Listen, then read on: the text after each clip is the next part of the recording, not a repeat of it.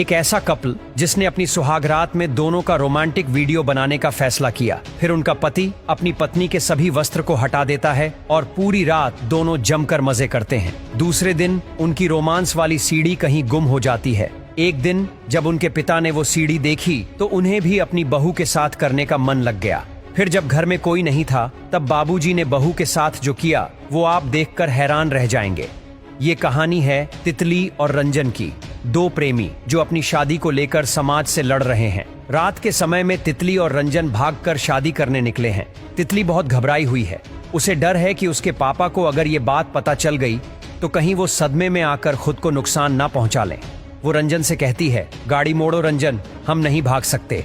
लेकिन रंजन जवाब देता है, भागने का प्लान तो तुम्हारा था, अब पीछे नहीं हट सकते। इसी बहस के दौरान एक हवलदार उन्हें देख लेता है और सीधे थाने ले जाता है।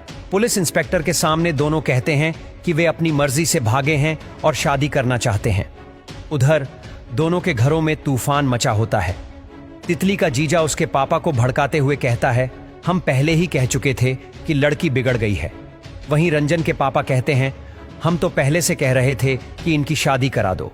लेकिन तितली के पापा को सरकारी नौकरी वाला दामाद चाहिए। रंजन बेरोजगार है और उसका बाप भी।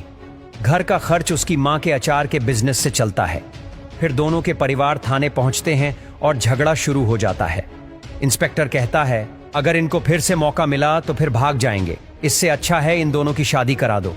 बहस के बाद तितली के पापा शर्त रखते हैं, अगर रंजन 2 महीने में सरकारी नौकरी पा गया तभी शादी होगी। रंजन परेशान हो जाता है। तभी उसकी बहन कैरी कहती है कि वो उसका बॉयफ्रेंड सुशील को जानती है, लेकिन वो रंजन को बस फ्रेंड बताती है। सुशील बताता है कि सिर्फ एक इंसान मदद कर सकता है, भगवान दास। भगवान दास रंजन को एक मौका दिखाता है। इरिगेशन डिपार्टमेंट में भर्ती निकल रही है, पर इसके लिए 8 लाख रुपए चाहिए, 2 लाख एडवांस और 6 लाख काम होने के बाद। रंजन के पास कुछ नहीं होता तो तितली कहती है, तुम बस 2 लाख का इंतजाम करो, बाकी पापा से दहेज में दिलवा दूंगी। पैसे ना मिलने पर तितली अपनी मां के गहने चुराकर गिरवी रखती है। रंजन भगवान दास को पैसे देता है। कुछ दिन बाद पता चलता है कि भगवान दास पैसे लेकर भाग गया। तितली कहती है, मेरी मां के गहने चले गए, पैसे भी, नौकरी भी, और अब हमारी शादी भी नहीं होगी।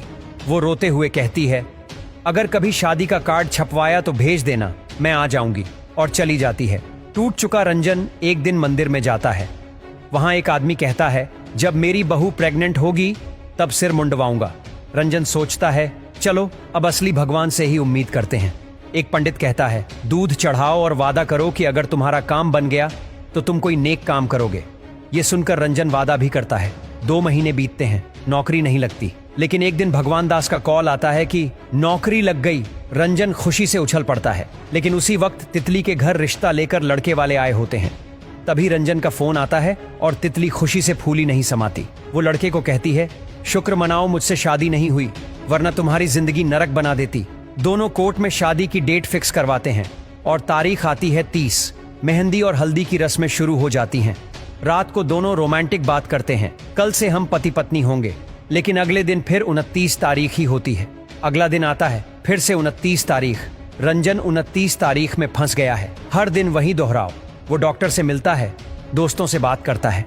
तभी उसे याद आता है, उसने नेक काम का वादा किया था पर किया नहीं। अब वो गाय को रोटी, ब्राह्मण को भोजन, गरीबों को खाना, सभी तरह के नेक काम करता है, लेकिन फिर भी 29 तारीख ही बनी रहती है। रंजन परेशान होकर अपनी बहन कैरी और सुशील को छत पर देखता है। गुस्से में सुशील को मारने लगता है। सुशील डर कर छत से कूद जाता है।